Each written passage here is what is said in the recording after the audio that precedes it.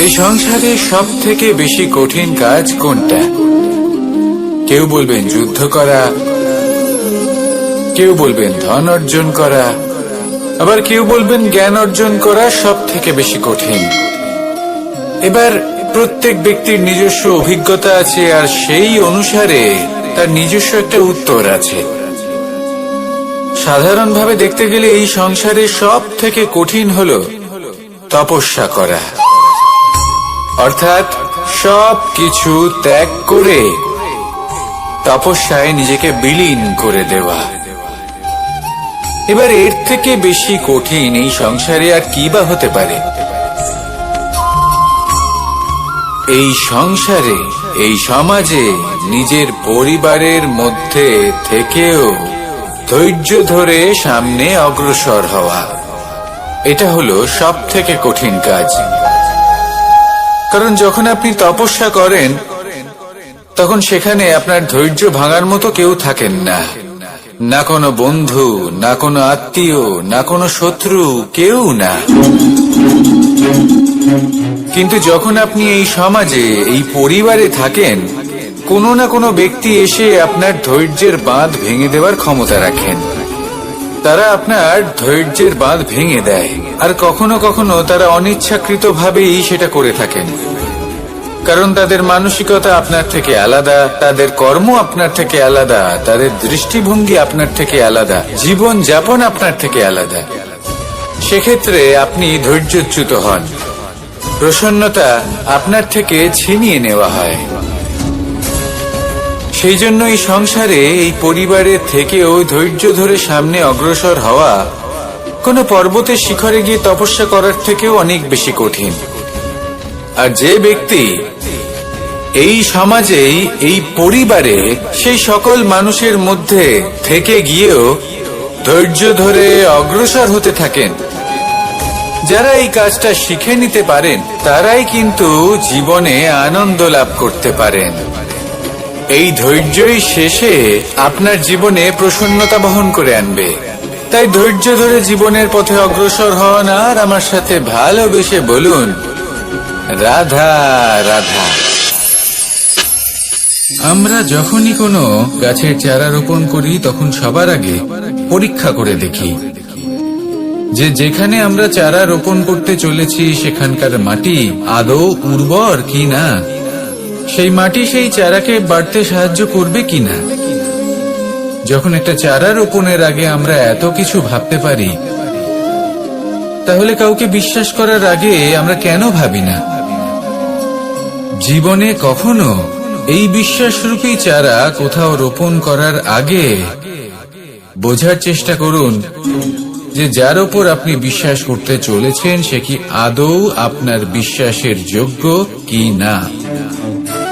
ভেবে দেখুন সেই ব্যক্তি ভবিষ্যতে গিয়ে আপনার বিশ্বাস ভাঙতে পারে কিনা। এটাও ভেবে দেখুন যে যাকে আপনি বিশ্বাস করতে চলেছেন তাকে আপনি বিশ্বাস করলে নিজের জীবনের উদ্দেশ্যে আপনি অগ্রসর হতে পারবেন কিনা। আর তার জন্য প্রয়োজন সঠিক সিদ্ধান্ত, পরখ করা, কোনটা উচিত কোনটা অনুচিত সেটা বোঝা। আর তাতে কিন্তু আপনি সন্দেহবাতিক হবেন না, তাতে আপনি আরো নিপুণ হয়ে উঠবেন। তাই যদি আপনি নিপুণ হয়ে উঠতে চান তাহলে বোঝার চেষ্টা করুন, পরখ করে দেখুন, কোনটা উচিত কোনটা অনুচিত বুঝুন। আর বিশ্বাস তখনই করুন যখন আপনি 100% নিশ্চিত হবেন যে সে বিশ্বাসের যোগ্য। আসুন আমার সাথে ভালোবেসে বলুন, রাধা রাধা।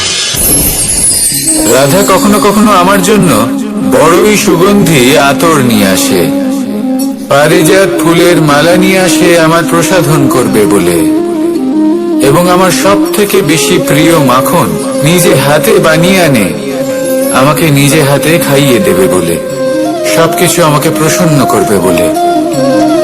কিন্তু আপনি কখনো ভেবেছেন যে এই আতর কিভাবে বানানো হয়? সহস্র ফুলের পাপড়ি একসাথে পিষে নিতে হয়, তারপরে তার থেকে যে রস নিঃসৃত হয় সেই রস দ্বারাই আতর তৈরি। অনেক সংখ্যক ফুলকে অসীম যন্ত্রণা ভোগ করতে হয়, তবে তারা আমার প্রসাধন সামগ্রী হয়ে উঠতে পারে।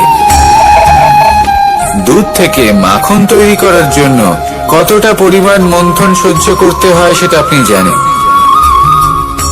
ঠিক সেই রকমই হলো আমাদের জীবনও। বিপদও আসে, কঠিন পরিস্থিতিও আসে, এর সম্মুখীন হতে শিখুন। মনে রাখবেন, আপনি হলেন সেই দুধ যাকে মন্থন সহ্য করতে হবে মাখন হয়ে ওঠার জন্য। মনে রাখবেন, আপনি হলেন সেই ফুলের মতন যাদের পিষ্ট হতে হবে সুগন্ধি আতর হয়ে ওঠার জন্য, যাকে এই সংসার পছন্দ করে। কখনো কখনো জীবনে আপনার সাথে খারাপ শুধুমাত্র এই কারণে ঘটে যাতে আপনার শ্রেষ্ঠ রূপ এই সংসারের সামনে আসতে পারে। শুধুমাত্র কঠিন পরিস্থিতি এবং বিপদকে একটা সুযোগ হিসেবে দেখার চেষ্টা করুন। আপনার জন্য এই সংসার বদলে যাবে, সংসারকে দেখার দৃষ্টিভঙ্গি পাল্টে যাবে, আপনার ভাগ্য পাল্টে যাবে, আর এই মন প্রসন্ন হয়ে বলবে, রাধা রাধা। পাশা নামক এই খেলাটি আপনারা নিশ্চয়ই খেলেছেন, না খেলে থাকলে দেখেছেন, আর যদি দেখেও না থাকেন তাহলে নিশ্চিত রূপে শুনেছেন। মহাভারতের এই মহাযুদ্ধ কোথাও না কোথাও এই পাশা নামক খেলার কারণে হয়েছিল। পাশার এই বিচিত্র খেলা, দান, এইসবের কারণে কেউ নিজের মাথায় রাজ মুকুট পরিধান করেছিলেন, আবার সেখানে পরাজিত হওয়ার জন্য কাউকে বনবাস ভোগ করতে হয়েছিল। কিন্তু এই খেলা সমাপ্ত হওয়ার পরে সমস্ত ঘুঁটি আর এই পাশার ছক একই পুটলিতে স্থান পেল। এটাই হলো আমাদের জীবন। এই সংসারে আমরা জয় পরাজয়ের বিষয়ে এতটাই ভাবি, এত চিন্তা করি যে এই জীবনের খেলার আনন্দটাই উপভোগ করতে পারি না। আর অবশেষে কি হয়? কেউ জয়ী হন, কেউ পরাজিত হন, কিন্তু দুজনেই একই স্থানে পৌঁছে যান। প্রত্যেক ব্যক্তি মৃত্যুর পরে একটি নির্দিষ্ট স্থানেই পৌঁছতে বাধ্য, কিন্তু ততক্ষণ এই জীবন, এই খেলা, তার আনন্দ উপভোগ করুন। এই সংসারে সেই ব্যক্তি শ্রেষ্ঠ স্থানে পৌঁছতে পেরেছেন যিনি এই সংসারকে প্রকাশ প্রদান করেছেন, যিনি কখনো জয় পরাজয় এ বিষয়ে ভাবেননি, শুধু এই জীবনের খেলার আনন্দ উপভোগ করেছেন। এটাই আপনিও করুন, আর আমার সাথে ভালোবেসে বলুন, রাধা রাধা। প্রত্যেক মানুষ নিজের জীবনে দুঃখ অনুভব করেন। প্রত্যেকের দুঃখ আলাদা হতে পারে। কারোর মনে এই দুঃখ থাকে যে সে তার বাবা মায়ের সব ইচ্ছে পূরণ করতে পারেননি। কেউ এটা ভেবে দুঃখ পান যে সে চিরকাল সদাচার করেছেন, সৎকর্ম করেছেন, কিন্তু তাও তাকে দুরাচারী বলে মনে করা হয়। কেউ এটা ভেবেও দুঃখ পান যে তার সামনে যে ব্যক্তি রয়েছেন তার চোখে তিনি শত্রু হয়ে উঠেছেন বা দুষ্ট হয়ে উঠেছেন, যেখানে তিনি হয়তো কোনো অনুচিত কাজই করেননি। এবার এই সমস্ত বিষয় নিয়ে ভেবে নিজের ব্যক্তিত্ব নিয়ে সন্দেহ প্রকাশ করবেন না। যদি নিজের ব্যক্তিত্ব নিয়ে কোনো সন্দেহ থেকে থাকে তাহলে কর্ম সংক্রান্ত প্রশ্ন করুন যে আপনি যা করেছেন তাতে কি উচিত ছিল, কি অনুচিত ছিল। যেটা প্রয়োজন সেটা এটা বোঝার যে আপনার অন্তর্মন, আপনার বিবেক আপনাকে কি বলছে, আর আপনার অন্তর্মন আর আপনার বিবেক আপনাকে যেটা করতে বলবে শুধু সেটাই করুন। আর তারপরে এই সংসার কি বলবে, কি ভাববে সেসব নিয়ে ভাবতে যাবেন না, কারণ এই সংসার তো ঈশ্বরকেও প্রশ্ন করে থাকে, ঈশ্বরকেও দোষী মনে করে। কখনো কখনো যখন কোনো ঘটনা মানুষের ইচ্ছা অনুযায়ী ঘটে না, তখন মানুষ এটা বলে যে হে ঈশ্বর, আপনি আমার পাশে থাকলেন না, আপনি বড়ই কঠোর, এটা আপনার দোষ। যেখানে বেশিরভাগ সময় হয়তো সে নিজেই নিজের কর্মফল ভোগ করছে, আর কখনো কখনো ঈশ্বর হয়তো তার জন্য আরো ভালো কোনো পরিকল্পনা করে রেখেছেন। কিন্তু মানুষ এটা বুঝতে পারে না। তাই দিনের শেষে যেটা প্রয়োজন সেটা হলো নিজের মনের কথা বুঝতে হবে। আপনার বিবেক কি বলছে শুধু সেটাই করুন আর সামনে এগোতে থাকুন। আমার সাথে ভালোবেসে বলুন, রাধা রাধা। পরিবর্তন, এটা হলো সৃষ্টির অমূল্য নিয়ম। এই সংসারে সবকিছু সময়ান্তরে পরিবর্তিত হয়, এই সময়ও পরিবর্তিত হয়। পরিবর্তন চিরকাল হয়ে এসেছে আর চিরকাল হতে থাকবে। কিন্তু এবার আমরা সেই পরিবর্তন কিভাবে লাভ করব যেটা আমাদের প্রয়োজন, যেটা আমরা চাই। আমরা জীবনে বিকাশ চাই। এই বিকাশ কিভাবে লাভ করতে পারি? এই প্রকৃতি কিন্তু আমাদের অত্যন্ত উত্তম উদাহরণ দিয়ে বুঝিয়েছে। একটি বিন্দুর উদাহরণ দিয়েছে যা ভবিষ্যতে একটা বিশাল নদীর আকার ধারণ করে। এটা কিভাবে হয়? মেঘ থেকে একটি বিন্দু ঝরে পড়ে সেই পর্বতের ওপর যেখানে হিম আছে। সেই হিমের সংস্পর্শে আসা মাত্র সেই বিন্দুর সাথে আরো বেশ কিছু বিন্দু যুক্ত হয়। তারপর তারা অগ্রসর হয়, আরো কিছু বিন্দু যুক্ত হয়, আস্তে আস্তে একটা ক্ষীণ ধারার রূপ ধারণ করে এবং সেটাই ভবিষ্যতে আরো এগোতে থাকে। অনেকটা যাওয়ার পর যখন অনেক সংখ্যক বিন্দু একসাথে যুক্ত হয় তখন সেটা বিশাল নদীর আকার ধারণ করে। এবার আমরা মানুষ বলে আমাদের সাথে এই নিয়মের অন্যথা হয় তা নয়। আমরাও এই প্রকৃতির অংশ। আমাদের ক্ষেত্রেও একই নিয়ম প্রযোজ্য। যখন পরিশ্রম করে অনেক সংখ্যক বিন্দু আমরা একত্রিত করব তখনই পরিবর্তনের নদী প্রবাহিত হবে। প্রয়োজন হল নিরন্তর পরিশ্রম করা এবং ধৈর্য ধরা। এটা করতে থাকুন, জীবনে সবকিছু লাভ করতে পারবেন। কারণ প্রকৃতি আমাদের এটাই শিখিয়েছে আর আমরা এই ব্রহ্মরই একটি অংশ, যার দ্বারা এই ব্রহ্মাণ্ড নির্মিত। আসুন আমার সাথে ভালোবেসে বলুন, রাধা রাধা। কখনো এই প্রকৃতির দিকে তাকিয়ে থাকবেন। এই প্রকৃতি অনেক ধরনের শিক্ষা দেয়। কোন একটা গাছকে দেখুন কিভাবে সে মাটি থেকে জল শুষে নেয়। সে ঝড় হোক বা হোক কড়া রোদ সব সহ্য করে এবং অবশেষে সে ফল ধারণ করে। আর সেই ফল উৎপন্ন করার পরে সে ফল কিন্তু সে নিজে গ্রহণ করে না, এই সংসারকে প্রদান করে, যাতে পশু পাখি মানুষ তারা এই ফল গ্রহণ করে শক্তিশালী হয়ে উঠতে পারে, সুস্থ থাকতে পারে। সেভাবেই নদী, সরোবর এরা নিজেরাও কিন্তু নিজেদের জল গ্রহণ করে না, মাটিকে প্রদান করে, পশু পাখিকে প্রদান করে। সূর্য নিজেও নিজের জন্য প্রজ্বলিত হয় না, সে প্রকাশ ছড়িয়ে দিতে চায় আমাদের সবার কাছে, সে আলো পৌঁছে দিতে চায়। এই প্রত্যেকের কর্মে পরমার্থ নিহিত আছে আর সেই জন্যই এদের সকলকে পুজো করা হয়। তাই মনে রাখবেন, আপনার কাছে জীবন যাপনের অতিরিক্ত যা কিছুই আছে তা পরমার্থের জন্য। তাহলে তার সদ্ব্যবহার করুন আর আমার সাথে ভালোবেসে বলুন, রাধা রাধা।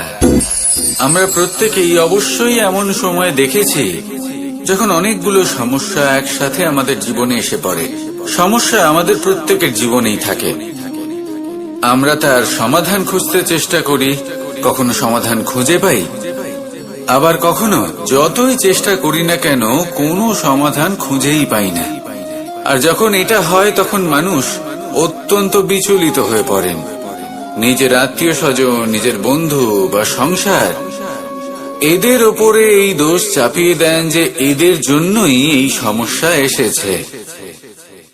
এবার যদি আমি আপনাকে কোনো পরামর্শ দিই তাহলে এটাই বলবো যে দৃষ্টিভঙ্গি পাল্টে দেখুন। এই দৃষ্টিভঙ্গি দিয়ে দেখুন যে এই সংসারে যে সমস্যায় আসুক না কেন তার জন্য কেউ দোষী নয়, না আপনি না অন্য কেউ। এই পুরো খেলাটাই আপনার মানসিকতা, আপনার দৃষ্টিভঙ্গি, আপনার মনে। কিভাবে বোঝাচ্ছি, যখন আমাদের মন শক্ত থাকে তখন কঠিন থেকে কঠিনতর পরিস্থিতিও আমাদের জীবনে খুব বেশি হলে প্রতিস্পর্ধা হয়ে থেকে যায়। সেখানে যদি আমাদের মন দুর্বল থাকে তখন অল্প কঠিন পরিস্থিতিও আমাদের কাছে খুব বড় সমস্যা হয়ে যায়, তাই না? একটা শক্ত মন কঠিন পরিস্থিতিকে প্রতিস্পর্ধা হিসেবে দেখে আর তার মধ্যে ওটা সুযোগ খুঁজে নেয়।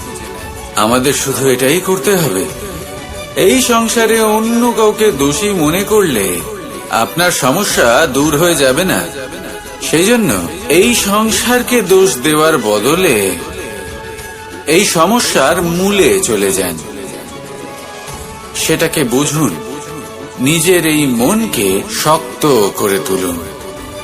যদি আপনার মন শক্তিশালী হয় তাহলে এই সংসারে অনেক বড় বড় কঠিন থেকে কঠিনতর পরিস্থিতিও যদি আসে, আপনার জীবনে যতই বড় বড় সমস্যা আসুক না কেন আপনার লক্ষ্য লাভে বাধা দিতে পারবে না। আসুন আমার সাথে ভালোবেসে বলুন, রাধা রাধা।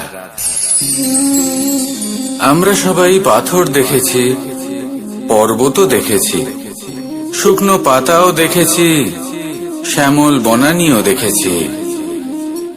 কখনো ভেবেছেন পাথরের অস্তিত্ব কিন্তু ততক্ষণ পর্যন্ত যতক্ষণ সে পর্বতের গায়ে আটকে থাকে। যখন সেই পর্বত থেকে সেই পাথর ভিন্ন হয়ে যায় ও নিজের অস্তিত্ব হারিয়ে ফেলে। আস্তে আস্তে কখনো পাথর কেটে বা কখনো পিষ্ট হয়ে সেই পাথর আস্তে আস্তে মাটিতে পরিণত হয় এবং পূর্ণরূপে নিজের অস্তিত্ব হারিয়ে ফেলে। এটাই পাতার সাথেও হয়। এই পাতা যতক্ষণ গাছের ডালের সাথে যুক্ত ততক্ষণ তার অস্তিত্ব থাকে। যখনই ডাল থেকে বিচ্ছিন্ন হয় সেও নিজের অস্তিত্ব হারিয়ে ফেলে। আর এটাই আমাদের সাথেও হয়। যতক্ষণ আমরা নিজেদের আপনজনের সাথে যুক্ত থাকি আমাদের অস্তিত্ব বজায় থাকে। যখন আপনজনদের সাথে সম্পর্ক ছিন্ন করি তখন আমরাও আমাদের অস্তিত্ব হারিয়ে ফেলি। এবার এই সংসারের প্রত্যেক ব্যক্তি স্বতন্ত্র থাকতে চান, আর অনেক ব্যক্তি স্বতন্ত্র থাকবেন বলে আপনজনদের দূরে করে দেন আর তাদের সাথে এই সম্পর্ক ছিন্ন করেন। এটা কি সত্যি প্রয়োজন? আপনজনদের সাথে সম্পর্ক ছিন্ন করে নিজের অস্তিত্ব হারিয়ে ফেলা প্রয়োজনীয়, নাকি আপনজনদের সাথে সম্পর্ক বজায় রেখে নিজেদের স্বতন্ত্র করে রাখা সেটা আবশ্যক? নির্বাচন আপনারই। আসুন আমার সাথে ভালোবেসে বলুন, রাধা রাধা। আপনি কি কখনো নৌকা যাত্রা করেছেন?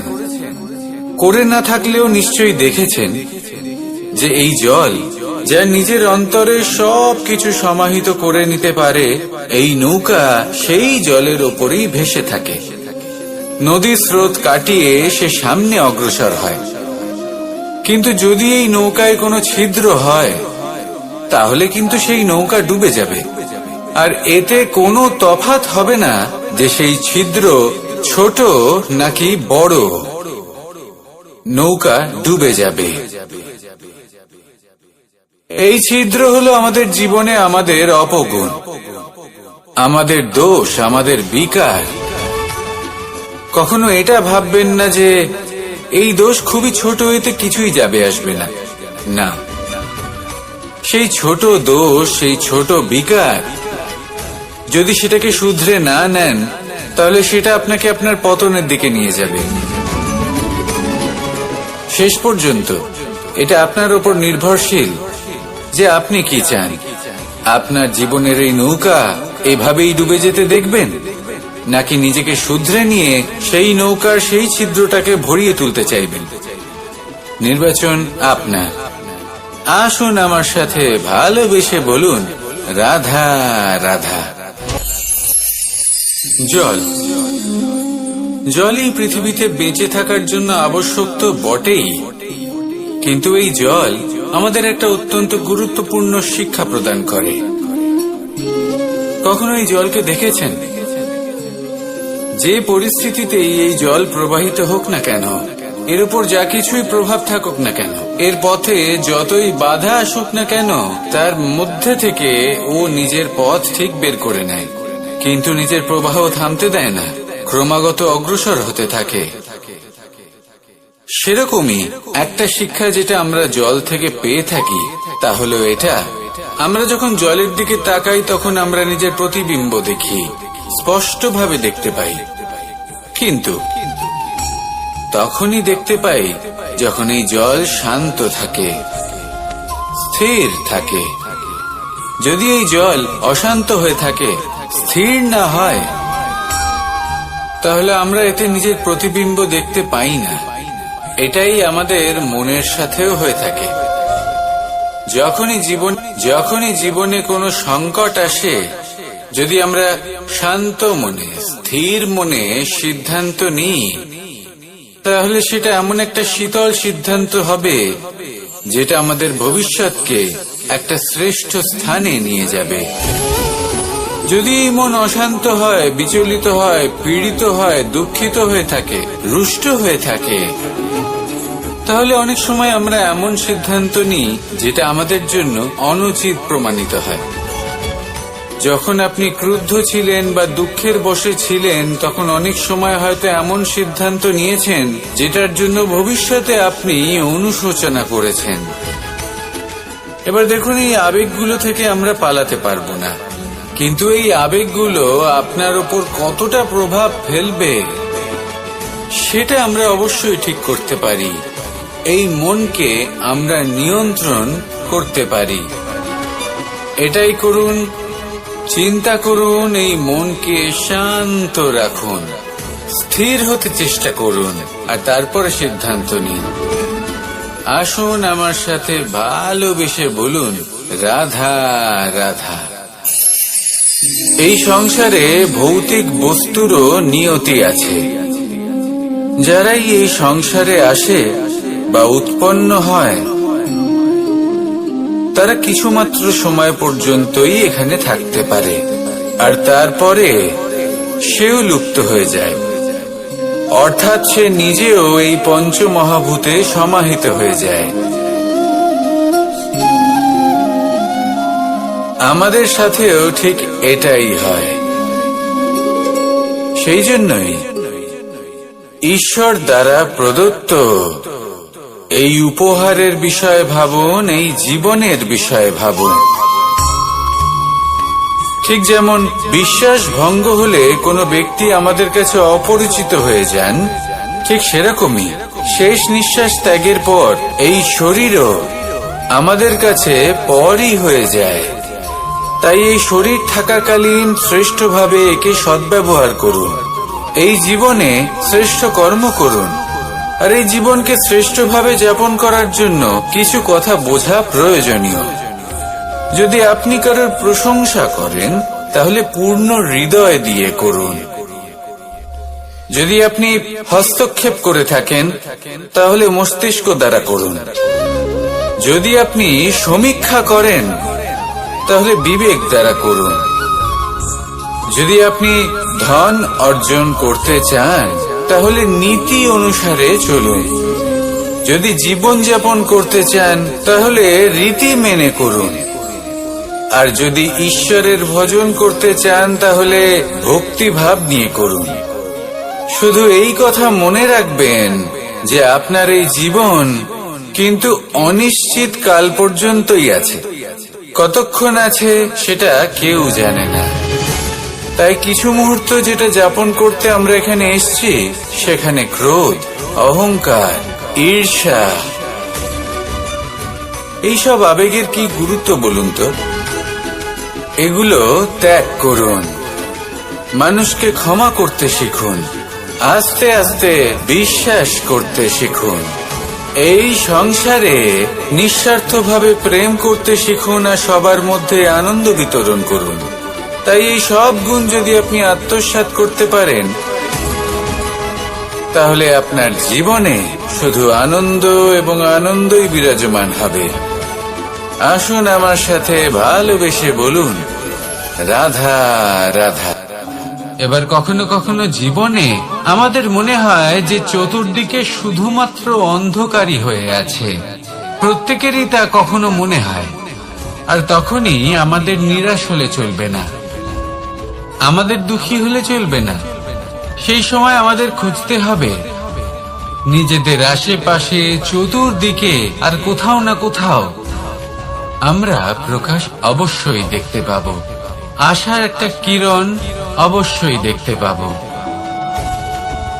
কেউ এমন একটা কর্ম করেন যেটা দেখে আমরা প্রেরিত হয়ে যাই, আর এমন কোনো কর্ম যদি আপনারা করেন, তাহলে সেই কর্ম আপনার মনকে প্রসন্ন ভাব, আনন্দ এবং ভালোবাসার দ্বারা ভরিয়ে তুলবে। আপনার অন্তরের সেই অন্ধকারের অন্ত করবে, দুঃখেরও অন্ত করবে। আর এই মন প্রসন্ন ভাব নিয়ে বলবে, রাধা রাধা। দেখতে গেলে এই সংসার বড়ই সুন্দর, কিন্তু আসল সত্যি এটাই যে সংসারে সবকিছু নশ্বর। যেটা কাল ছিল তা আজ নেই, যা আজ আছে তা কাল ছিল না, আর যা আজ আছে তা কালও থাকবে না। প্রত্যেক মানুষকেই যথাসময়ে কালের কাছে মাথা নত করতে হয়। এই রূপের বিনাশ করে বার্ধক্য, প্রাণের বিনাশ করে মৃত্যু, আলস্য, ঈর্ষা ধর্মের বিনাশ করে, আর ক্রোধ বিনাশ করে সম্পর্কে। কিন্তু এরকম একটা অনুভূতি আছে যা একাই সমস্ত গুণ বিনাশ করতে সক্ষম হয়, আর সেটা হলো অহংকার। তাই জ্ঞানকে নিজের কাছে আসতে দিন, কিন্তু অহংকারকে কখনোই নয়। কারণ যদি এই অহংকার আপনার কাছে চলে আসে, তাহলে জীবনে যা কিছু আপনি অর্জন করেছেন, তা সে গুণ হোক বা হোক ধন, সে বন্ধু হোক বা হোক আনন্দ, সবকিছু শেষ হয়ে যাবে।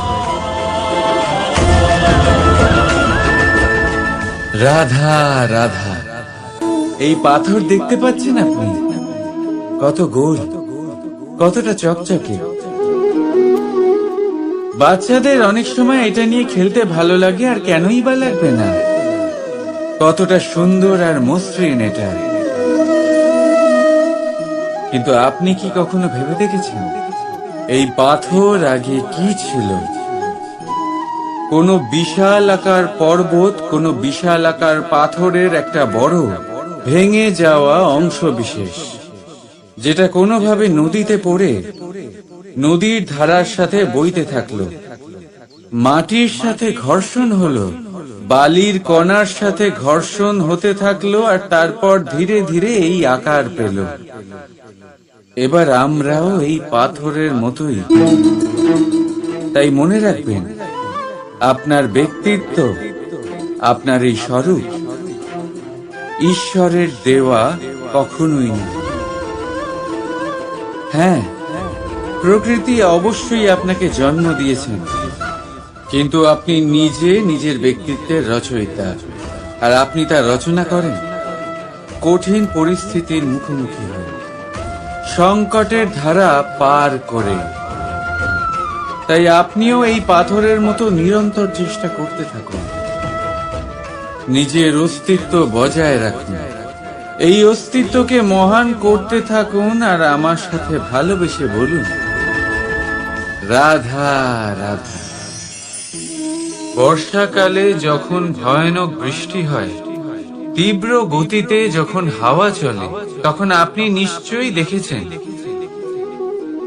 যে পাখিরা, যাদের বাসা মাঝে মাঝে ভেঙে পড়ে, নষ্ট হয়ে যায়। কিন্তু আপনি কি কখনো সেই পাখিদের বিলাপ করতে দেখেছেন? কখনো না। যখনই সেই বৃষ্টি থেমে যায় তারা আবার একটু একটু করে খড়কুটো জোগাড় করে তাদের বাসা বানিয়ে ফেলে। নিজের সংসার সেই রকমই বানিয়ে দেয় যেমন আগে ছিল। এমন কেন? কারণ এই ঝড়ের তাণ্ডবের সাথে সেই পাখিদের কোনো বোঝাপড়া করারই নেই। তারা শুধু সেটাই করতে থাকে যেটা তাদের হাতে আছে, আর এটাই হলো সুখী জীবনের মূল মন্ত্র। যেটা আপনার হাতে নেই তা নিয়ে বিলাপ করে আপনার কোনো লাভ হবে না। মনোসংযোগ তাতেই করুন যা আপনার হাতে রয়েছে। যা বদলে গেছে তাকে আপনি আবার বদলাতে পারবেন না, কিন্তু যা আপনি বদলাতে পারবেন তাতে মনোসংযোগ করুন। এই জীবনে একটু ধনাত্মক হয়ে উঠুন, দেখবেন সব শুভ হবে। রাধা রাধা।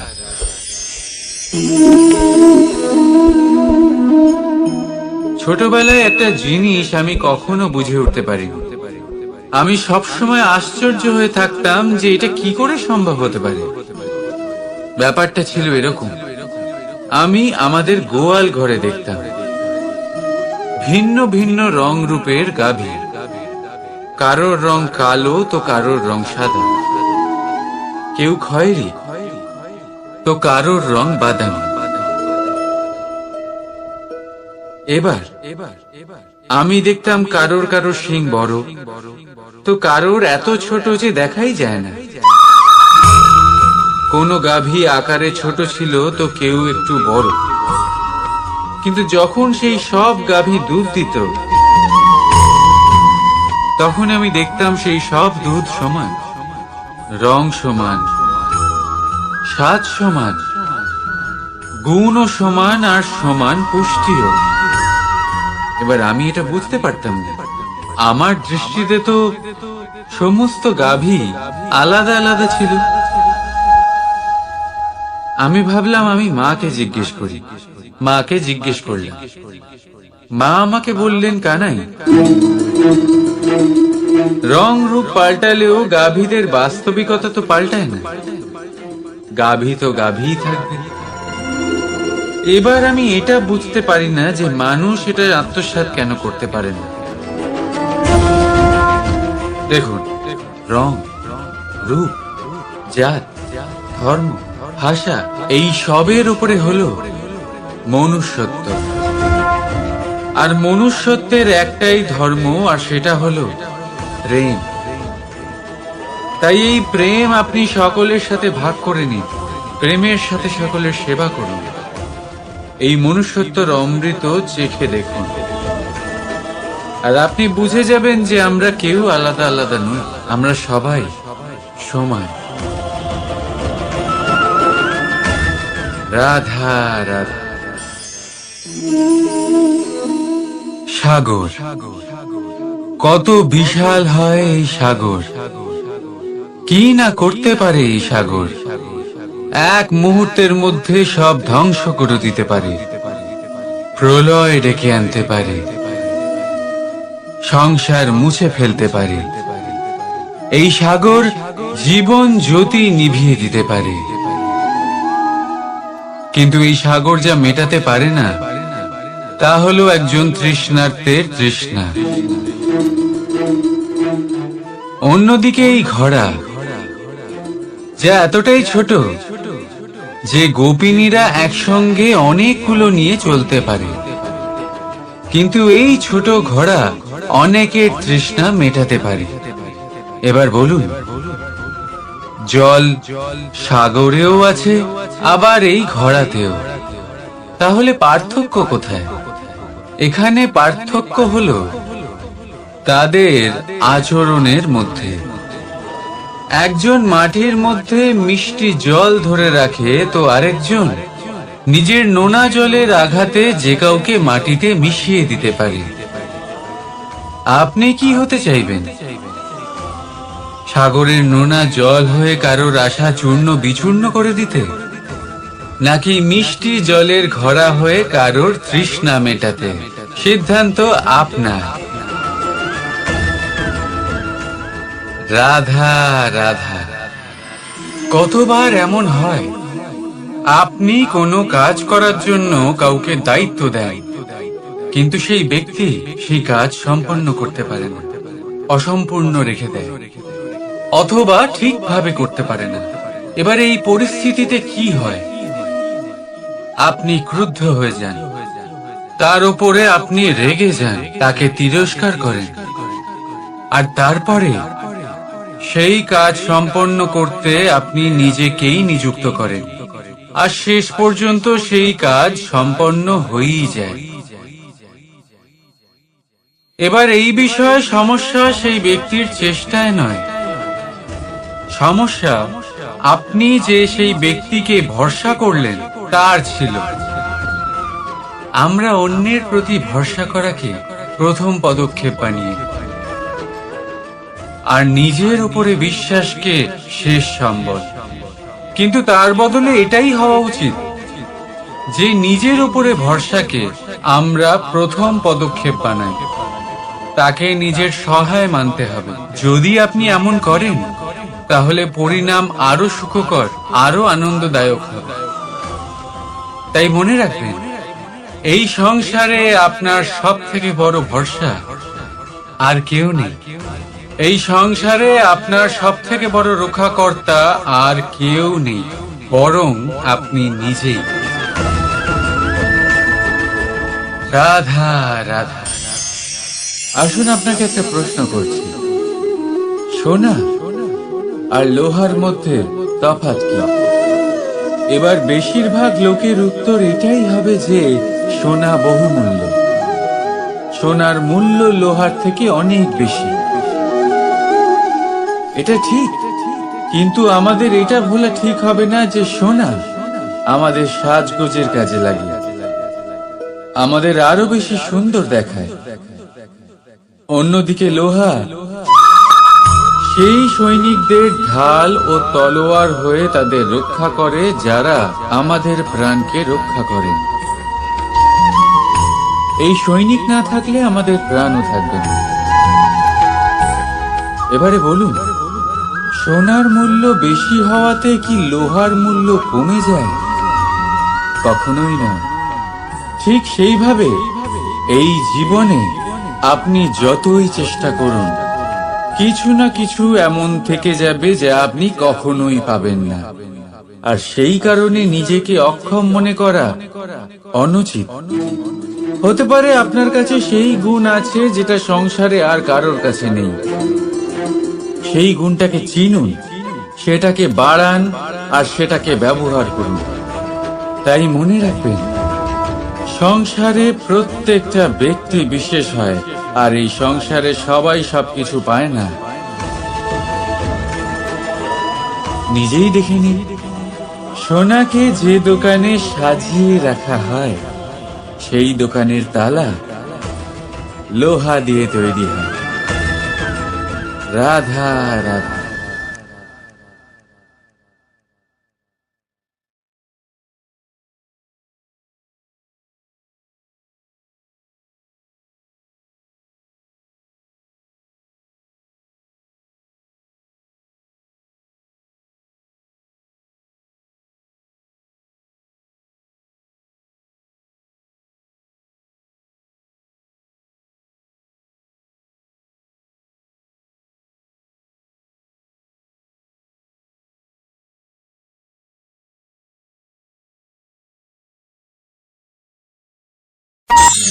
মানুষ অসুস্থ কেন হন?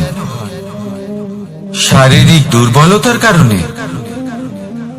না, মানুষ অসুস্থ হন তার মানসিকতার কারণে, তার বিবেকের কারণে, তার কর্মের কারণে, তার ক্রোধের কারণে। আর যখন কেউ সুস্থ হন, ঠিক হয়ে যান, তার মানে এটা নয় যে শুধু ওষুধের জন্য তিনি সুস্থ হয়েছেন। না, এটা কারোর তার প্রতি প্রেমের প্রভাব, বিশ্বাসের প্রভাব, সম্বলের প্রভাব, শুধুমাত্র ওষুধ দিয়ে কিছুই হয় না। যদি মনে প্রেম থাকে, বিবেক থাকে, বিশ্বাস থাকে, সম্বল থাকে, তবেই সেই ওষুধ কাজ করতে পারে। তাই মনে রাখবেন, এই জীবন হলো অত্যন্ত ছোট। মনে প্রেম ভাব রাখুন, মিত্রতা করুন, শত্রুতা নয়। ভালোবাসুন, বিদ্বেষ নয়।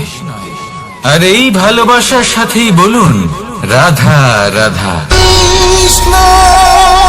জীবন, এই জীবনের সত্য কি? জন্ম, যেখান থেকে জীবন আরম্ভ হয়, নাকি সমাপ্তি? মৃত্যু, যেখানে জীবন শেষ হয়ে যায়। জীবনের সত্য এটা নয়, সবকিছু এটা নয়। ভালো করে ভেবে দেখলে কিছুই যায় আসে না যে আপনার জন্ম কোথায় হয়েছে, কিভাবে হয়েছে। এতেও কিছু যায় আসে না যে আপনার মৃত্যু কোথায় হবে, কিভাবে হবে। যায় আসে তখন, গুরুত্বপূর্ণ হলো এটাই, যে জীবন আপনি যাপন করেছেন তার উদ্দেশ্য কি ছিল, কি ভাবনা নিয়ে আপনি বেঁচেছেন।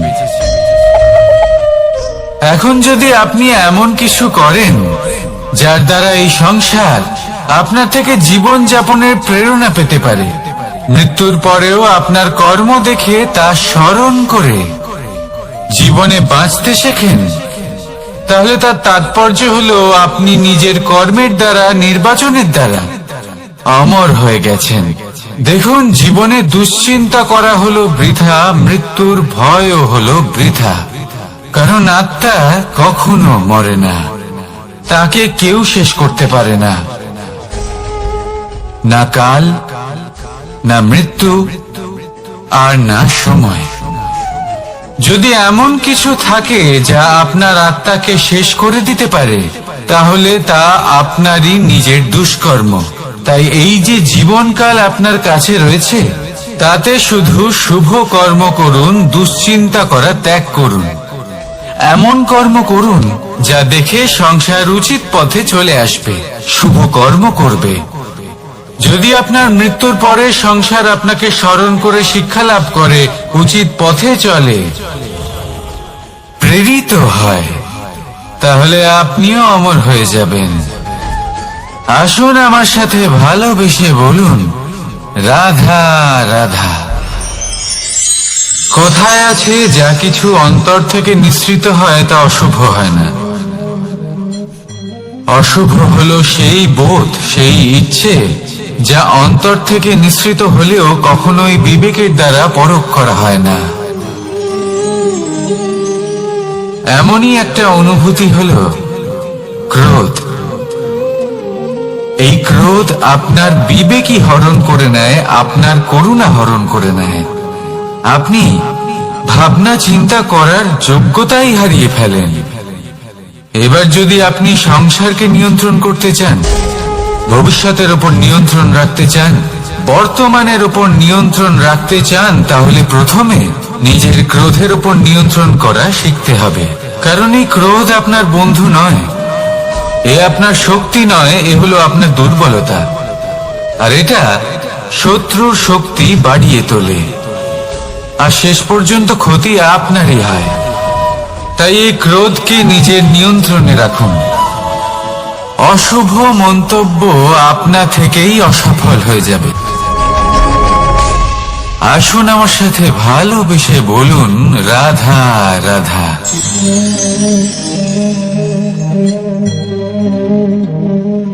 প্রশান্তি জড়িত নিদ্রা মানুষের জীবনের একটা অত্যন্ত গুরুত্বপূর্ণ সুখ এবং প্রয়োজনীয়তাও। দেখতে গেলে এই সংসারের প্রত্যেক পশু পাখি, প্রত্যেক জীব অবশ্যই নিদ্রা প্রাপ্ত করেন, কিন্তু মানুষ, যার মধ্যে বিচার বিবেচনা করার শক্তি অন্যদের থেকে অনেক বেশি, তার কিন্তু ঘুমের কিছু সমস্যা অবশ্যই হয়। কি বলে? তাই তো। এবার এর কারণ কি? চিন্তা। এবার চিন্তা আমাদের সবার জীবনে আছে। আমরা সকলে জানি যে চিন্তা কখনো আমাদের সাহায্য করে না, তাও আমাদের জীবনে আছে। কেন? চিন্তার মাধ্যমে কি কখনো কোনো সমস্যার সমাধান হয়েছে? অর্থের চিন্তা করলে কি অর্থ লাভ হয়? ভবিষ্যতের চিন্তা করলে কি ভবিষ্যৎ ঠিক হয়ে যায়? স্বাস্থ্যের চিন্তা করলে কি স্বাস্থ্য নিজে থেকেই ঠিক হয়? হয় না। তাহলে এই সব কিছু থেকে আমাদের একটা ছোট্ট শিক্ষা অবশ্যই লাভ করা উচিত। আপনিও আপনার কাঁধ থেকে চিন্তার এই বোঝা নামিয়ে ফেলুন। আর এই সব ইচ্ছে একত্রিত হয়ে আমাদের মনে চিন্তা উৎপন্ন করে। তাই এই চিন্তাগুলিকে ত্যাগ করুন। প্রকৃতির প্রেমের উপর বিশ্বাস রাখুন। মনে রাখবেন, যিনি চিন্তা মুক্ত হবেন তিনি চিতা মুক্ত হবেন। সুখের নিদ্রা প্রাপ্ত করুন, আর নিদ্রায় যাবার আগে আমার সাথে ভালোবেসে বলুন, রাধা রাধা। মহাদেব, সেই দেবতা যিনি মহান, যাকে দেবতাদের দেবতা বলা হয়, যিনি হলেন আমার আরাধ্য। কখনো আপনার মনে এই প্রশ্ন এসেছে যে শিবকেই কেন মহাদেব বলা হয়, অন্য কোনো দেবতাকে কেন বলা হয় না? সেই কারণ মহাদেবের মধ্যে, ওনার মধ্যে এমন এক বিশেষ গুণ রয়েছে যা অন্য কারণ নেই। তা হলো নিঃস্বার্থ হয়ে মানুষের সেবা করা। যদি প্রয়োজন পড়ে, যদি সৃষ্টির পথে বিনাশের কালো মেঘ ছেয়ে থাকে, তখন নিজের প্রাণের চিন্তা না করে হলাহল পান করার জন্য প্রস্তুত থাকেন মহাদেব। আর এই অদ্বিতীয় ত্যাগের জন্যই শিবকে মহাদেব বলে ডাকা হয়। এবার যদি কোনো মানুষও নিঃস্বার্থ ভাবনার দ্বারা নিজেকে অর্পণ করে দেয় এই জগতের কল্যাণের জন্য, মানুষের সেবার জন্য, তাহলে তিনিও মহাপুরুষ, মহামানব হতে পারেন। যদি কেউ অভুক্ত থাকেন, তাহলে নিজের থালা থেকে অর্ধেক খাবার তাকে দিয়ে দিন। যদি কেউ অসুস্থ হন, তাহলে তাকে সেবা করার, চিকিৎসা করার চেষ্টা করুন। এই জীবন শুধু নিজের জন্য নয়, অন্যদের প্রতি, সমস্ত সংসারের প্রতি উৎসর্গ করুন। যদি এইসব মানুষ শিখে যান, তাহলে তিনি মহাদেবের পথে অগ্রসর হতে পারেন। যদি মানুষ নিঃস্বার্থ ভাবনার দ্বারা এই সংসারের সেবা করতে শিখে যান, তাহলে তিনি নিশ্চিত রূপে মহামানব অবশ্যই হতে পারবেন। আসুন আমার সাথে ভালোবেসে বলুন, রাধা রাধা। স্বর্ণ, হীরে, মুক্ত, মানিক, এই সব কিছুকে আগে পাথর বলা হতো। তাহলে এমন কি হলো যে এদের রত্ন বলা হয়? আর রত্ন তা বাস্তবে আসলে কি? এটা হলো সেই পাথর যাকে আগে আগুনের তাপ সহ্য করতে হয়েছে, পরখ করা হয়েছে, যাচাই করা হয়েছে, এদের কাটার চেষ্টা করা হয়েছে, কিন্তু তারা কখনোই নষ্ট হয়নি, বরং তারা আরো উদ্ভাসিত হয়েছে, আরো উজ্জ্বল হয়েছে, এই সংসারে আরো প্রকাশ ছড়িয়ে দিয়েছে। সেই জন্য এরা হলো এত অমূল্য, সেই জন্য এরা হলো বহুমূল্য, সেই জন্য এদের রত্ন বলা হয়। এবার মানুষের কাছেও এই নির্বাচনের অধিকার রয়েছে যে আমরা শুধু পাথর হয়ে থাকব নাকি রত্ন হয়ে থাকব। কিভাবে? আমাদের জীবনেও অনেক সমস্যা রয়েছে, বাধা আছে, বিপত্তি আছে। আমরা সেই বাধার তাপে উত্তপ্ত হই, এই সমস্যা আমাদের কাটার চেষ্টা করে। অনেক মানুষ বিভিন্ন পরিস্থিতি আমাদের ভাঙার চেষ্টা করে, কিন্তু আমাদের নষ্ট হলে চলবে না। যেভাবে এই রত্ন সমস্যার সম্মুখীন হয়ে পাথর থেকে রত্ন হয়েছে, সেইভাবেই আমাদেরও আমাদের সমস্যার সম্মুখীন হয়ে রত্ন হয়ে উঠতে হবে। এই সংসারে প্রকাশের স্রোত হয়ে উঠতে হবে। তাহলে এটাই করুন আর আমার সাথে ভালোবেসে বলুন, রাধা রাধা। সংসারে সব থেকে বড় শক্তি আসলে কি? কেউ কেউ বলবেন শারীরিক শক্তি, কেউ বলবেন অস্ত্রের শক্তি, কেউ বলবেন জ্ঞানের শক্তি। ঠিক আছে, কিন্তু যদি আমি বলি সংসারের সব থেকে বড় শক্তি হলো শক্তি কোনো এক তথ্যের, আগে হ্যাঁ, তথ্য। এই তথ্য নিজেই কিন্তু খুব শক্তিশালী, অত্যন্ত শক্তিশালী অস্ত্র হলো এই তথ্য। আর সত্যি বলতে অনুচিত তথ্যের থেকে অনেক বেশি ঘাতক হলো অসম্পূর্ণ তথ্য। যেরকম আজ শাম্ব রুক্মির সাথে করেছে, ওকে অসম্পূর্ণ তথ্য দিয়েছে, তার ফলে বিনাশ হলো। যদি এইভাবেই আপনার কাছেও কোনো অসম্পূর্ণ তথ্য আসে, আর যদি আপনি তা পরখ না করে দেখেন, যাচাই না করে দেখেন, আর নিজের কর্ম করেন, তাহলে উত্থানের বদলে আপনি পতনের সম্মুখীন হবেন। বিকাশের বদলে আপনার বিনাশ হয়ে যাবে। মনে রাখবেন একটা অত্যন্ত গুরুত্বপূর্ণ কথা, সঠিক তথ্য পাওয়া সঠিক তথ্য দেওয়ার থেকে অনেক বেশি গুরুত্বপূর্ণ। আশা করি এই কথা আপনি বুঝেছেন।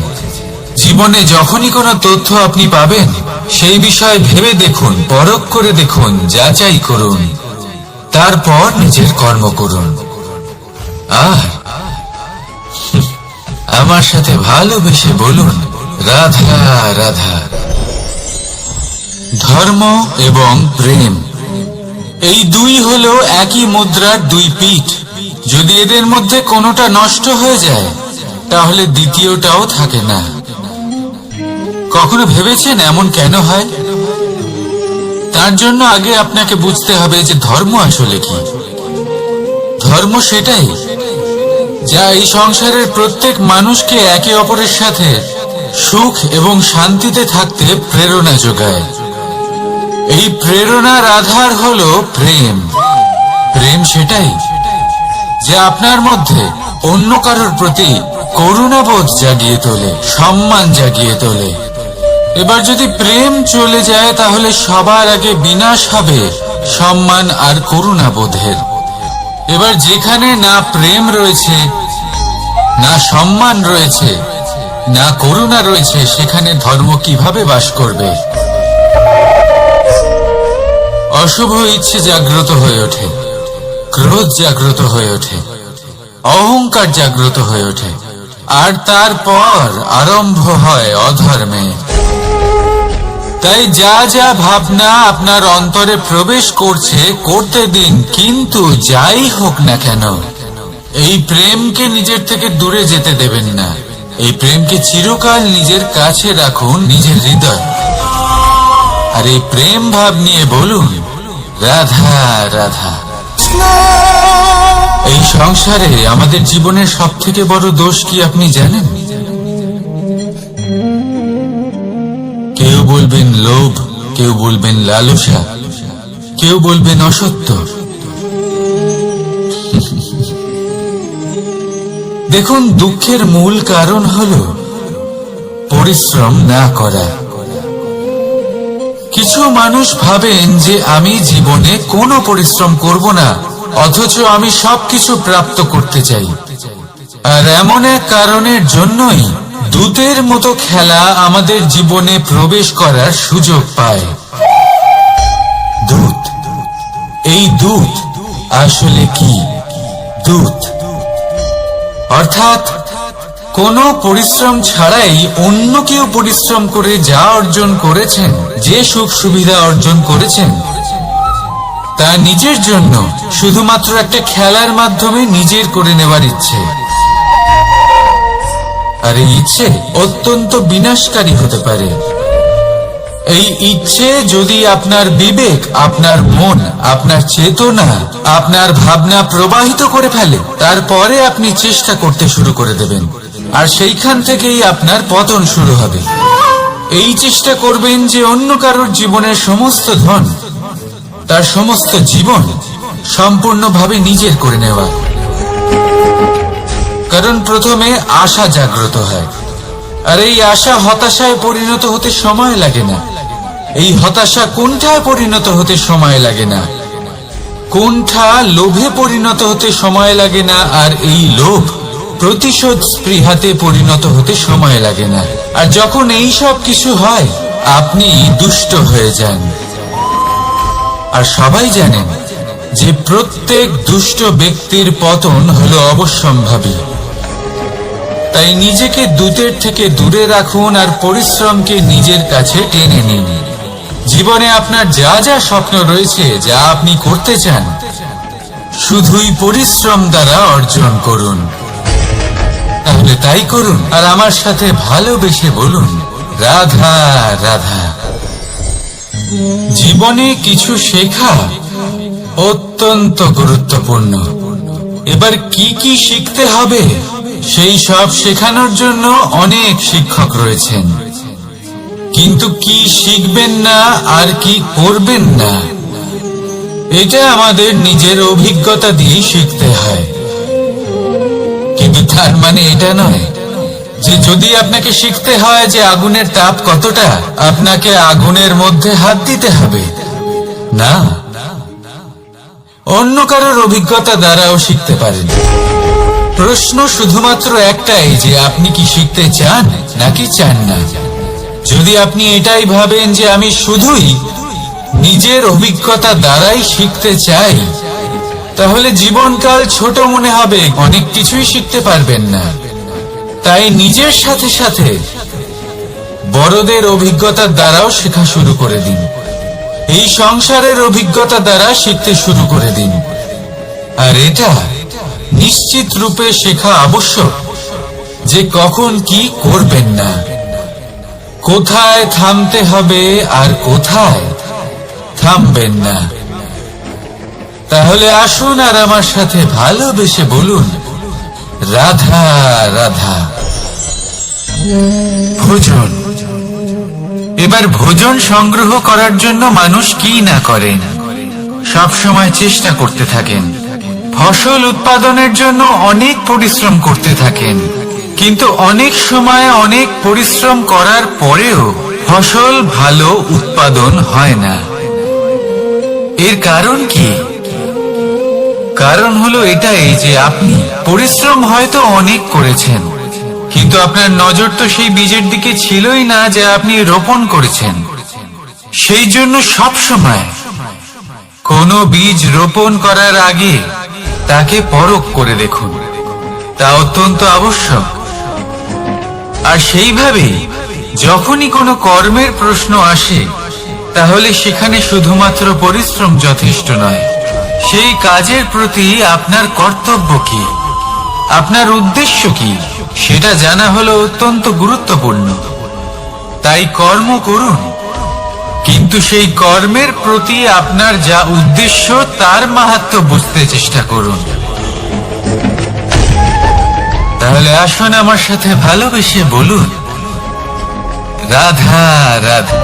জীবনে যখনই কোনো বস্তু বা সুখ স্বাচ্ছন্দ্য অধিক মাত্রায় আপনার কাছে চলে আসে, তখন নিজেকে শ্রেষ্ঠ মনে করার একটা প্রবণতা দেখা যায়, যা হয় আত্মবিশ্বাসে পরিণত হয়, নয়তো অহংকারে। এবার আত্মবিশ্বাস আর অহংকারের মধ্যে অনেক বড় পার্থক্য রয়েছে। আমি এটা করতে পারি, আমি ওটাও করতে পারি, এ হলো আত্মবিশ্বাস। শুধুমাত্র আমি এটা করতে পারি, শুধুমাত্র আমি ওটাও করতে পারি, আমি হলাম সর্বশ্রেষ্ঠ, এটা হলো অহংকার। এবার এই অহংকার এর ধ্বনি অনেক দূর প্রবাহিত হয়, আর এর প্রহার সর্বপ্রথম আপনাকে বিপর্যস্ত করে।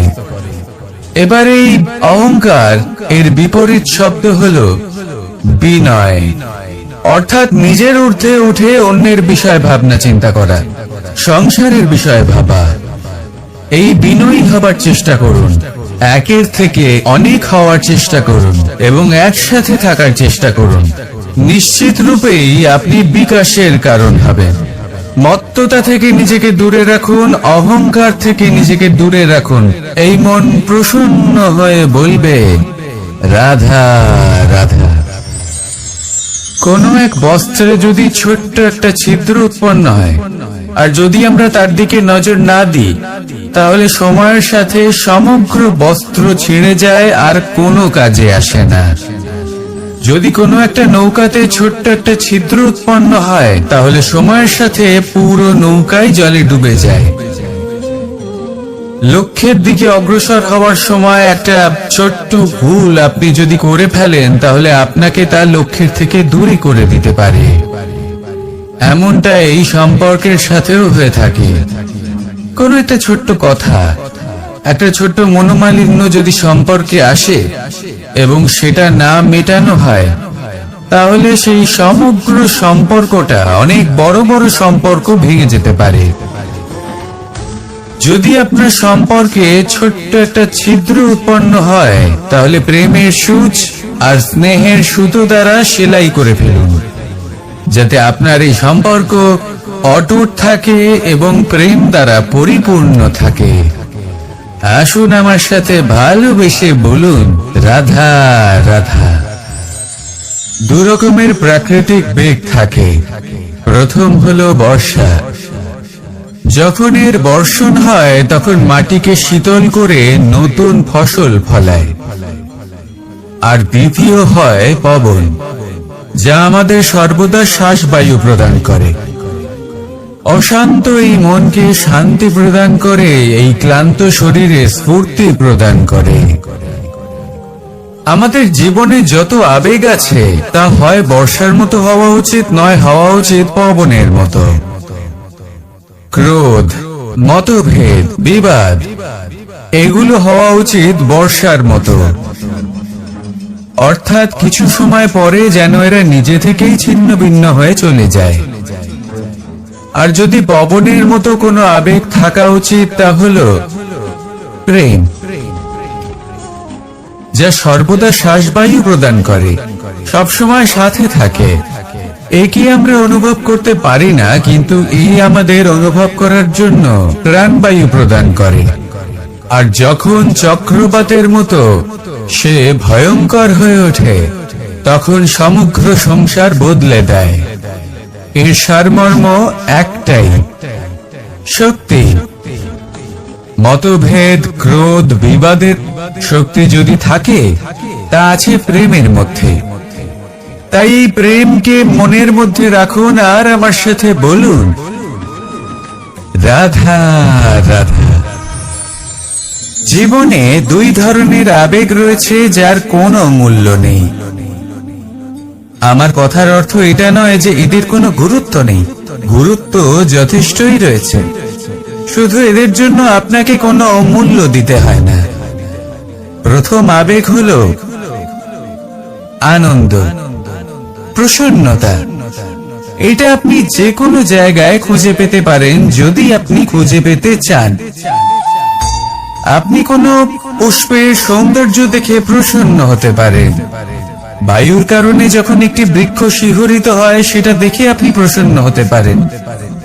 একটা ছোট্ট শিশুর কলরব শুনেও আপনি প্রসন্ন হতে পারেন। একটা ক্রন্দনরত বালককে হাসিয়ে আপনি প্রসন্ন হতে পারেন। সবকিছু আপনার উপর নির্ভরশীল। সেখানে আরেকটি আবেগ হলো দুশ্চিন্তা। মানুষ বড়ই দুশ্চিন্তা করতে থাকে। আজ আমি এই কাজ করেছি, সেই বিষয়ে চিন্তা। আজ আমি এই কাজ করতে পারিনি, সেই বিষয়ে চিন্তা। কাল আমাকে এই কাজ করতে হবে, সেই নিয়ে চিন্তা। আমি কি সেই কাজটা করতে পারবো, সেই বিষয়েও দুশ্চিন্তা। চিন্তা সর্বত্র রয়েছে, যার জন্য মূল্য দিতে হয় না। যত চান আপনি একত্রিত করতে পারেন। একটা গুরুত্বপূর্ণ কথা মনে রাখবেন, প্রসন্নতা জীবনের একটা নতুন সূত্রপাত।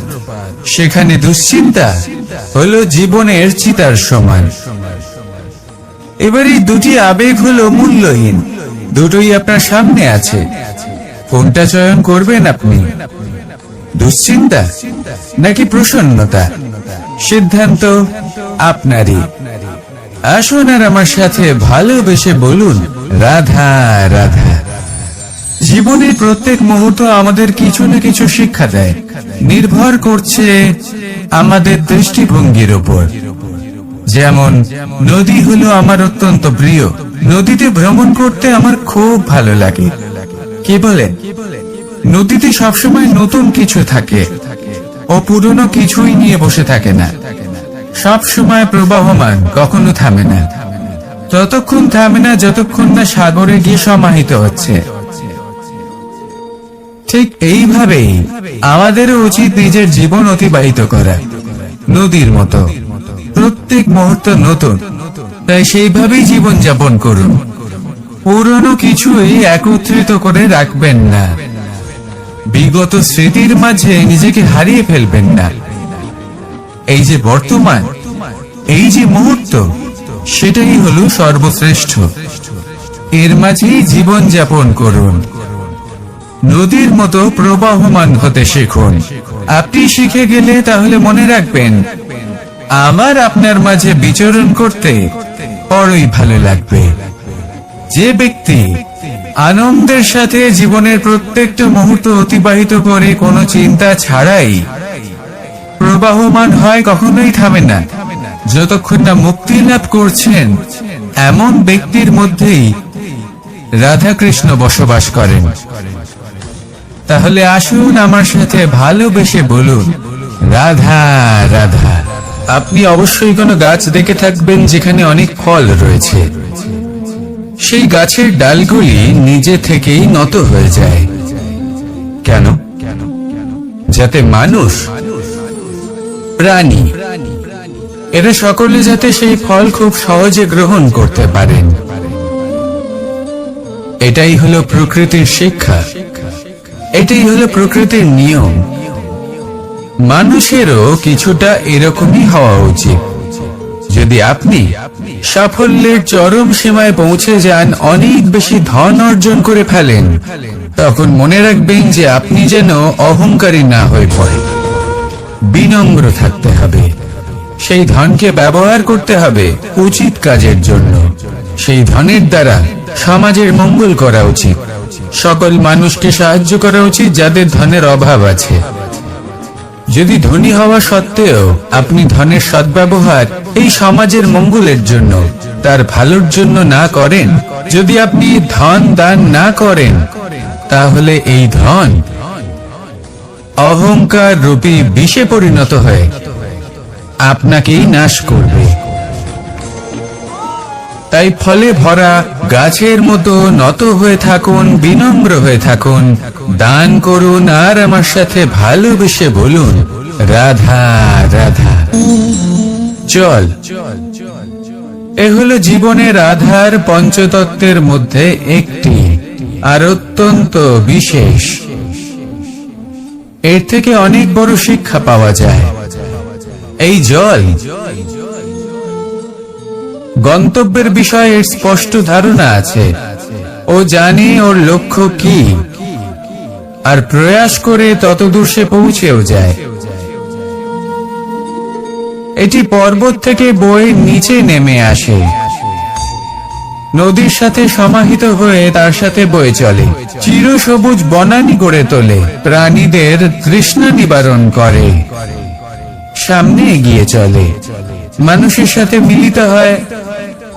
যারা একে বাঁধের মধ্যে বেঁধে রাখতে চেষ্টা করে, সে বন্দী দশাতেও থেকে যায়, মানুষের কল্যাণ করে। তারপর বাঁধ থেকে মুক্তি পেয়ে এগিয়ে চলে। কোথাও ধাক্কা খায়, কোথাও বাধা পড়ে, কোথাও যদি পথ খুঁজে না পায়, তাহলে পথ খুঁজেই নেয়। আর যেখানে পথ থাকে না, সেখানে পথ বানিয়ে নেয়, আর শেষ পর্যন্ত নিজের লক্ষ্যে পৌঁছেই যায়, অর্থাৎ সমুদ্রে গিয়ে সমাহিত হয়ে যায়। আমাদেরও কিছুটা এরকমই হয়ে উঠতে হবে।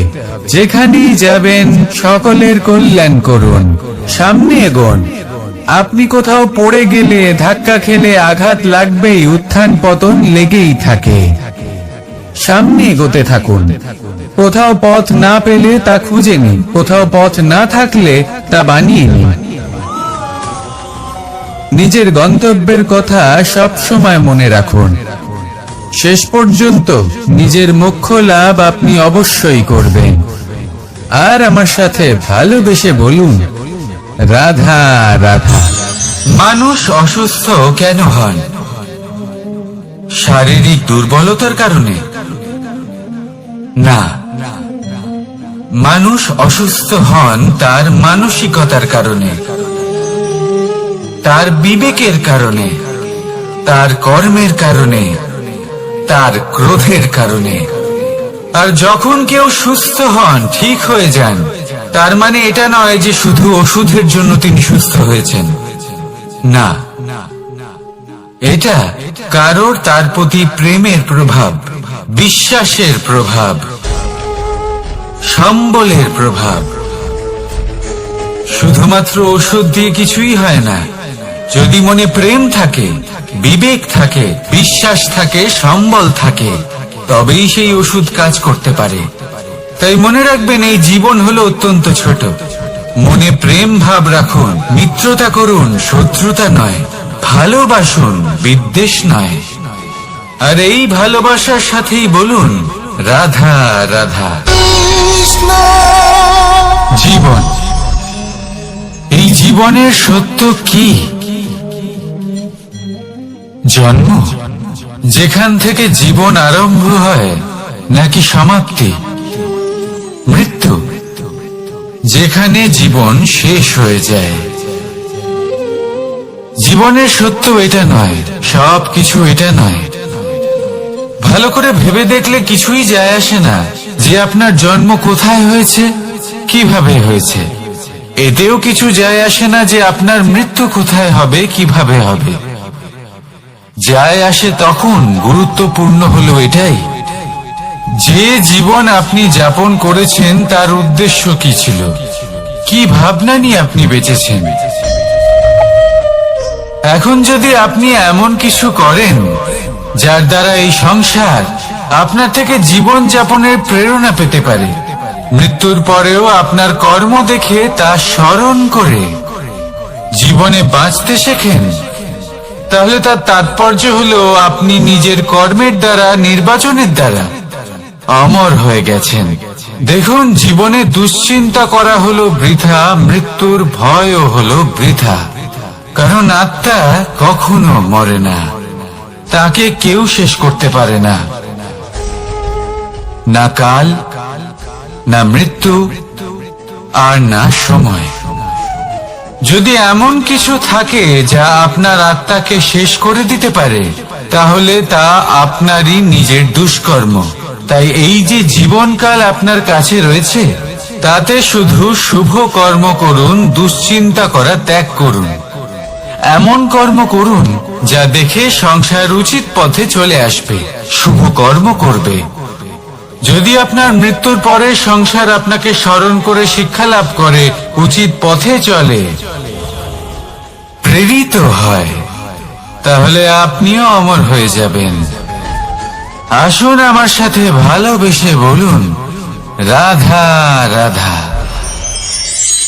কোথায় আছে যা কিছু অন্তর থেকে নিঃসৃত হয় তা অশুভ হয় না। অশুভ হলো সেই বোধ, সেই ইচ্ছে যা অন্তর থেকে নিঃসৃত হলেও কখনোই বিবেকের দ্বারা পরখ করা হয় না। এমনই একটা অনুভূতি হলো ক্রোধ। এই ক্রোধ আপনার বিবেকই হরণ করে নেয়, আপনার করুণা হরণ করে নেয়। আপনি ভাবনা চিন্তা করার যোগ্যতাই হারিয়ে ফেলেন।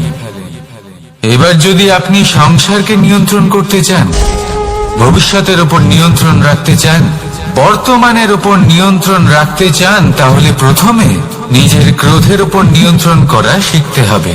কারণ এই ক্রোধ আপনার বন্ধু নয়, এ আপনার শক্তি নয়, এ হলো আপনার দুর্বলতা। আর এটা শত্রুর শক্তি বাড়িয়ে তোলে, আর শেষ পর্যন্ত ক্ষতি আপনারই হয়। তাই এই ক্রোধকে নিজের নিয়ন্ত্রণে রাখুন। অশুভ মন্তব্য আপনা থেকেই অসফল হয়ে যাবে। আসুন আমার সাথে ভালোবেসে বলুন রাধা রাধা।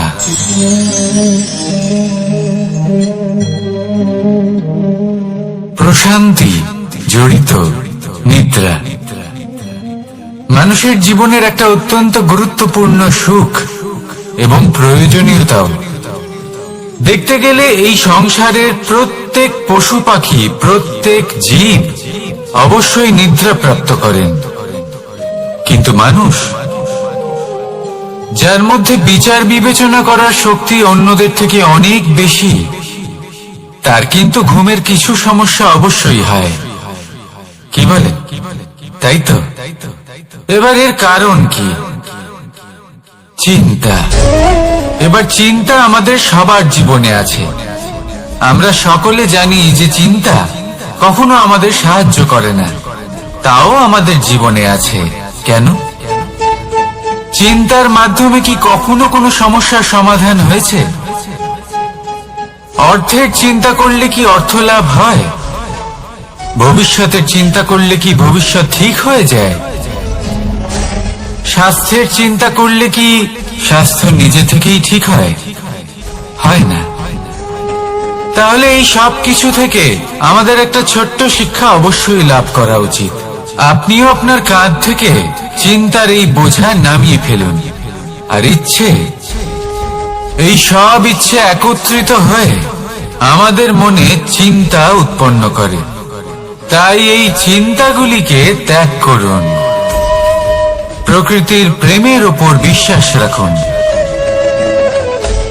মনে রাখবেন, যিনি চিন্তা মুক্ত হবেন তিনি চিতা মুক্ত হবেন। সুখের নিদ্রা প্রাপ্ত করুন, আর নিদ্রায় যাবার আগে আমার সাথে ভালোবেসে বলুন, রাধা রাধা।